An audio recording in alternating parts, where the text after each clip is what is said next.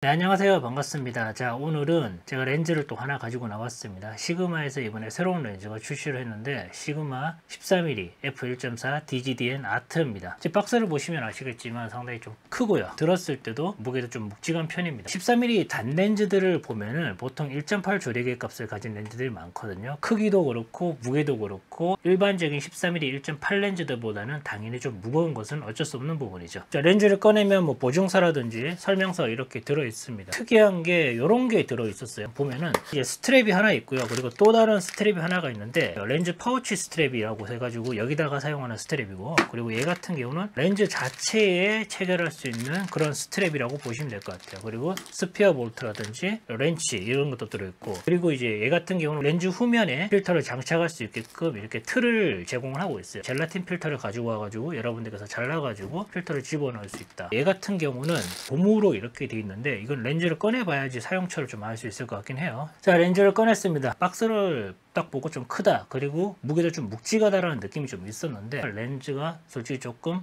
묵직하고 그리고 크기도 좀 어느 정도 있는 그런 렌즈라고 보시면 되겠습니다. 그리고 아까 전에 요거에 이제 용도가 이제 나오게 되는데, 얘 같은 경우는 이제 마운트링이라고 불리기도 하고 뭐 삼각대 소켓이라고 불리기도 하잖아요. 제거를 했을 때 이 제거되면 여기 빈 공간이 남잖아요. 이 빈 공간에 얘를 끼워 넣어서 쓸 수 있다. 그럼 먼저 이제 렌즈 앞쪽부터 살펴보면요, 캡이 이렇게 있는데 보통 이제 손으로만 이렇게 빼는 방식으로 돼 있는 렌즈들도 있지만 얘 같은 경우는 버튼으로 이렇게 돼 있습니다. 얘를 눌러가지고 빼는 방식으로 되어 있고요. 캡 안쪽을 지금 보면 조금 특이한 게 있는데 1번, 2번이라고 써져 있죠. 지금 이게 뭐냐면은 여기다가 아까 렌즈 리어 필터, 렌즈 뒤쪽으로 필터가 넣게끔 돼 있는데 그 리어 필터를 보관하는 보관함입니다. 이야, 이건 진짜 아이디어 상품이거든요. 렌즈 후드를 보시게 되면요, 지금 이 후드 같은 경우는 렌즈 일체형입니다. 그리고 이제 후드와 이 몸통 사이에 보면 이렇게 립이 이렇게 되어 있죠. 보통 이 13mm 단 렌즈를 가지고 전체 사진을 많이 촬영을 하거든요. 그래서 외부 온도차 때문에 잘못하면 렌즈 앞쪽에 성에가 끼는데 그걸 방지하기 위해서 렌즈 히터라는 것을 장착을 하게 됩니다. 근데 렌즈 히터를 장착하게 되면은 이게 앞쪽을 미끄러지면서 잘못하면 렌즈에 비니팅이 생길 수 있는, 그래서 그걸 막아주는 역할이 바로 여기 있는 단차라고 보시면 돼요. 순서대로 살펴보면요, 앞쪽에는 초점링이 들어가 있죠. 큼지막하게 이렇게 들어가 있는데 모두 전체 사진 촬영 같은 거 할 때는 AF보다는 MF 모드로 촬영을 많이 하잖아요. 그래서 이 큼지막하게 대충 그냥 잡기만 해도 걸리게끔 이렇게 수동 초점링이 들어가 있습니다. 뒤쪽을 보면 다이얼이 하나 더 있는데 조리개 링이죠. 그래서 영상을 찍고 있는 알파7C 같은 경우는 다이얼이 하나가 없거든요. 그래서 그런 다이얼이 부족한 카메라들에 이제 좀 지원을 해줄 수 있는 그런 기능이라고 보시면 됩니다. 보통 고급 렌즈에 이런 것들이 다 들어가 있잖아요. 그리고 이제 옆면을 보시게 되면 이제 버튼들이 이렇게 있는데 AF, MF 전원 버튼이 있고요. 스위치죠. 그 다음에 이쪽을 보시게 되면 AFL이 있습니다. 얘를 딱 누르게 되면 포커스가 고정이 돼요. 그리고 이제 아래쪽을 보시게 되면 MFL이라는 버튼이 있는데요. 보통 전체 사진을 찍을 때 아까 전에 말씀드렸다시피 수동 초점을 좀 많이 쓰잖아요. 초점을 정말 세밀하게 잡아놨는데 실수로 딱 건드려 버렸어요. 초점링을. 그러면은 물거품이 돼버리죠. 그걸 이제 방지하기 위해서 얘를 락을 걸어버리게 되면 초점링을 아무리 돌려도 수동으로 초점이 움직이지 않고 고정이 돼버립니다. 아래쪽에는 이제 클릭 온오프도 들어가 있습니다. 온으로 두게 되면 사진용으로 이렇게 3분의 1 스탑으로 걸리면서 소리가 납니다. 이건 사진 찍을 때 쓰시면 되고, 오프로 걸어버리게 되면 스무스하게 이렇게 소리가 나지 않고 돌아가죠. 그러면 이제 영상용으로 사용하시면 되겠습니다. 개인적으로 제가 마음에 드는 게 이거 있죠. 옆에 이거 있죠. 조리개 링 잠금 장치예요. 이게 왜 있으면 좋냐면 알파7C를 사용할 때는 보통 여기 있는 조리개 링을 쓰긴 하는데 뭐 R4라든지 뭐 R3라든지 그런 카메라 사용할 때는 카메라에서 다 되거든요. 그래서 그게 더 익숙하기도 하고 해가지고 그냥 그렇게 사용하는데 얘가 돌아가 있어가지고 카메라에서 제어가 안 되는 경우가 있습니다. 그렇기 때문에 그런 것을 좀 방지하는 그런 기능이라고 보시면 돼요. 여기 있는 A로 이렇게 둔 상태에서 락 스위치를 제껴버리게 되면 아무리 움직이려고 해도 조리개 링이 움직이지 않고 고정이 돼버리는 그런 기능이에요. 그리고 이제 뒤쪽을 보시게 되면 여기 있는 마운트 링이 이렇게 있는데 보통 망원 렌즈에 들어가 있는데 얘 같은 경우는 초광각 렌즈임에도 불구하고 이렇게 넣어놨다는 거예요.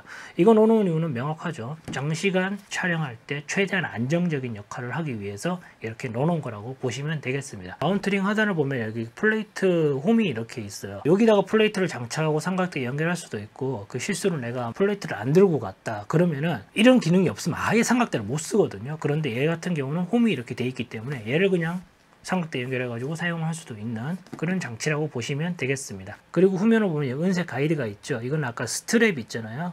그걸 연결해가지고 사용하는 그런 용도의 기능이라고 생각하시면 될 것 같고, 뒤쪽을 보시게 되면 렌즈 리어 필터를 장착할 수 있는 공간도 있습니다. 기존의 시그마 렌즈 리어 필터랑 똑같은 사이즈로 넣을 수가 있습니다. 자, 렌즈를 받은 지 3주 정도가 지났습니다. 정말 많은 사진과 테스트를 해봤는데 원본 이미지를 가지고 왔고요. 플레이어를 좀 보기 위해서 가지고 왔습니다. 일몰일출 태양이 이렇게 떠있을 때 빛갈라짐을 이용해서 찍으시는 분들 많잖아요. 역광에서. 그때 이제 플레이어가 어느 정도 발생하는지 좀 볼 건데, 현재 어두운 상황에서는 잘 안 보이니까 밝기를 좀 더 끌어올려 가지고 확인을 해 보겠습니다. 확인해 보면은 현재 여기에 하나 있고요. 그리고 그 외 나머지 부분에서는 현재 육안으로는 관찰되고 있지 않습니다. 이 사진 말고 다른 사진도 좀 촬영을 해봤는데 플레이 억제력에 관해서는 정말 우수한 수준의 그런 렌즈라고 보시면 되겠습니다. 색수차를 관찰하기 위해서 촬영을 해봤는데 이제 이 사진 역시 마찬가지로 원본입니다. 지금 보시게 되면 이쪽 부분, 보통 테두리에 이렇게 색수차가 보이는 경우가 있어야 되는데, 지금 이 렌즈 같은 경우는 지금 상단에 보시면 조력이 1.4로 촬영했음에도 불구하고 현재 색수차가 현재 관찰되고 있지가 않습니다. 제가 이거 테스트 잘못한 줄 알았거든요. 이 정도로 색수차가 안 보여가지고 좀 놀랐는데, 다른 사진으로 이제 좀 촬영을 해보니까 확실히 색수차에 관한 부분에서도 플레이어만큼 정말 뛰어난 성능을 실제로 보여주고 있습니다. 이 사진 같은 경우는 해상도를 좀 보기 위해서 가지고 나왔는데, 자, 중앙부 조력이 7.1로 촬영했고요. 이 렌즈는 4.0에서 5.6이 최대 해상력을 보여주는 것 같긴 하더라고요. 어쨌든 간에 7.1로 촬영한 사진은 이 정도 나온다. 조금 밝게 촬영된 것 같으니까 조금 줄여보겠습니다. 자, 지금 보시면은 이제 베일 듯한 선회도가 무엇인지를 보여주는 그런 사진이라고 볼 수 있죠. 정말 날카롭게 잘 표현하고 있습니다. 그래서 중앙부의 디테일은 정말 살아있는 디테일을 여러분들께서 경험할 수 있고, 이제 주변부가 이제 어떻게 나오는지 좀 봐야 되겠죠.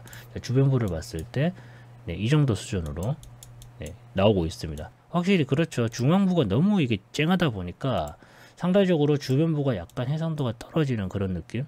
이 정도면 돼도 상당히 훌륭한 수준이라고 생각을 하시면 됩니다. 그리고 이제 왜곡을 좀 볼 건데요. 자, 지금 보시게 되면 중앙부에서는 일단 보시는 것처럼 직선이 이렇게 직선처럼 쭉쭉 내려와 주고 있죠. 이렇게 휘어져서 막 들어가거나 그런 게 없이 일직선으로 이렇게 쭉 내려오고 있다는 것을 확인할 수 있고, 보통 이제 고급 렌즈와 저렴한 렌즈의 차이가 중앙부는 괜찮은데 주변부에서 왜곡이 무너지는 경우가 있거든요. 자, 주변부 갑니다.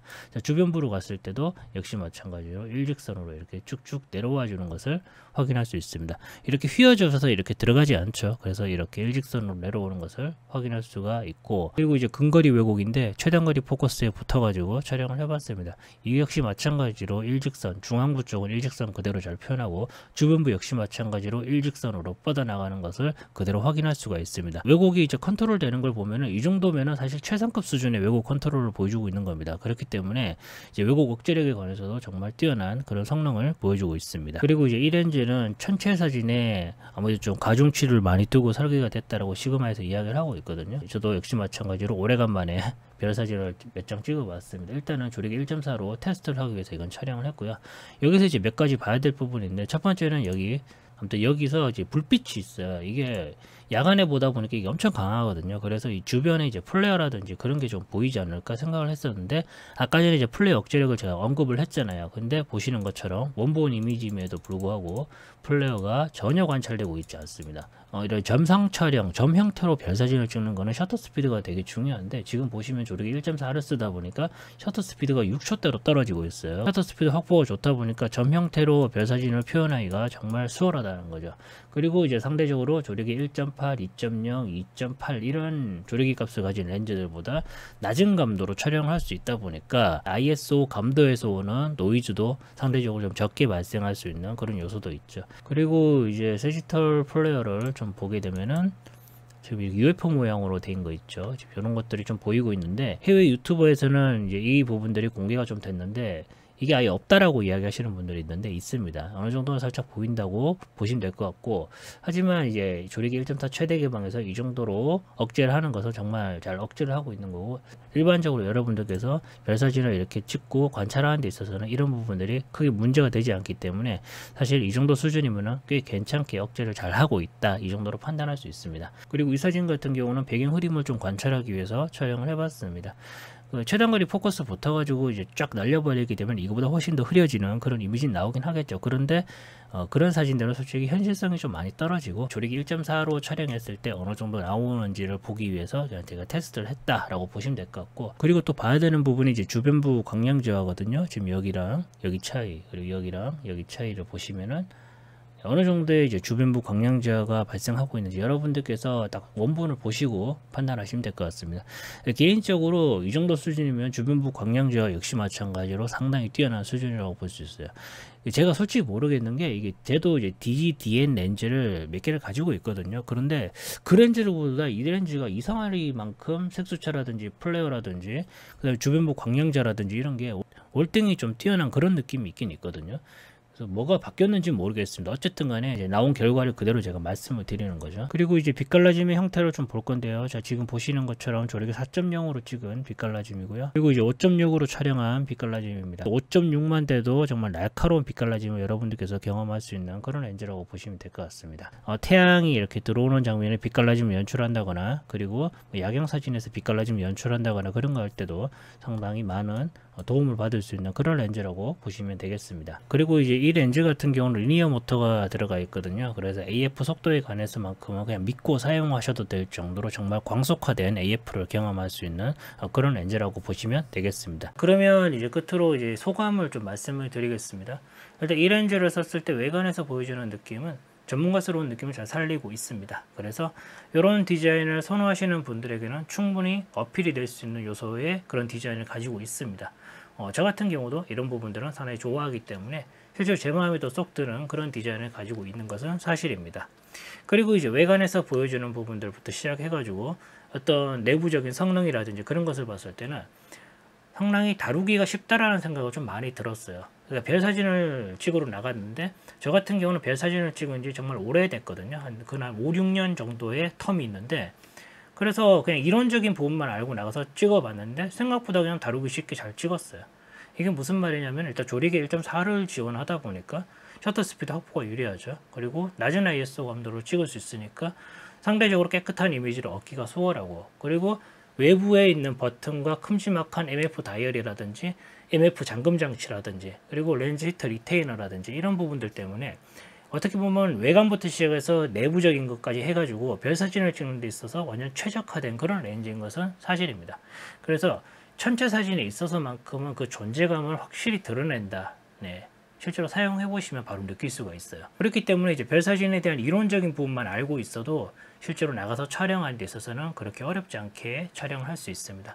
참고로 이번에 제가 이제 테스트하면서 별 사진을 찍었던 것들은 이제 뭐 가이드 촬영을 한 것도 아니고요. 그리고 이제 스택 보정을 한 것도 아니고 오로지 카메라 렌즈, 삼각대 이거 3개만 가지고 단일 싱글 촬영으로만 진행했다는 점을 참고하시면 될 것 같습니다. 물론 개조 카메라도 사용하지 않았습니다. 그렇기 때문에 제가 하지 않았던 부분들까지 같이 연결하신다면 저보다 훨씬 더 좋은 결과물을 당연히 얻게 되실 거죠. 그리고 이제 세 번째로 느꼈던 부분은 이번에 시그마에서 이 렌즈가 출시를 하면서 시그마가 가지고 있는 모든 기술력이 다 들어간 이례적인 렌즈라는 겁니다. 그 시그마 렌즈들을 저도 이제 DGDN 아트 그리고 컨템퍼러리 이런 렌즈들도 가지고 있긴 하거든요.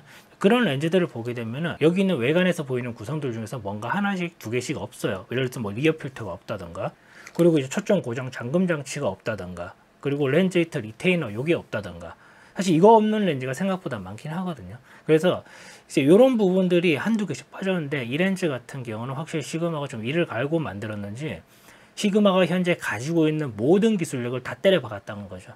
심지어 이제 리니어 모터로 지금 바뀌고 있거든요. 시그마 렌즈가 별 사진에 특화를 해가지고 설계를 했음에도 불구하고 리니어 모터를 때려 박아 놨어요. 상당히 빠른 AF를 실제로 경험할 수가 있는 그런 렌즈입니다. 마지막으로 느꼈던 부분은 무게입니다. 실제로 제가 촬영을 들고 나갔을 때 카메라, 삼각대, 렌즈 이렇게 3개만 가지고 들고 나왔거든요. 촬영을 해보니까 별로 무겁다는 생각은 안 들었어요. 얘 무게가 1.2kg가 넘어가는데도 불구하고 무겁다는 생각은 한 번도 안 해봤거든요. 그도 이제 이유가 있어요. 그게 왜 그러냐면은, 저 같은 경우는 항상 촬영을 나갈 때 뭐 카메라 2대 기본에, 그다음에 렌즈 3개에서 렌즈 5개까지 이렇게 가져가는 경우가 많고, 그리고 추가적으로 삼각대라든지 조명까지 가져가는 경우가 많다 보니까 애초에 가방 하나로는 저는 안 됩니다. 어떤 촬영을 나가게 되면. 그런데 그렇게 항상 들고 나가다 보니까 실제로 카메라 렌즈 삼각대만 이렇게 떨레떨레 들고 나가 보니까 이게 무겁다고 당연히 안 느끼게 되는 거죠. 상당히 편하게 찍고 왔습니다. 실제로 촬영할 때는. 그런데 이건 어디까지나 제 기준이죠. 보편적인 기준으로 봤을 때는 1.2kg가 되는 무게는 분명히 무거운 무게입니다. 그렇기 때문에 데일리용으로 이것을 들고 활용하시려고 생각하시는 분들이라든지 좀 컴팩트함이라든지 휴대성에 포커스를 두고 중시하시는 분들에게는 분명 이런 부분들은 단점으로 이야기할 수밖에 없는 것 같아요. 시그마는 이 렌즈를 만들 때 풍경사진 중에서 전체사진 영역에서 포커스를 좀 더 많이 주고 설계를 한 그런 렌즈입니다. 그렇기 때문에 이 렌즈의 유일한 단점이라고 불리는 무게적인 부분만 감당하실 수 있고 타협할 수 있다면은 이 렌즈는 별 사진을 찍는 데 있어서는 현재로서는 최고의 선택이 될 수도 있는 그런 렌즈가 아닌가 싶기도 합니다. 자, 오늘 여기까지 하겠습니다. 고맙습니다.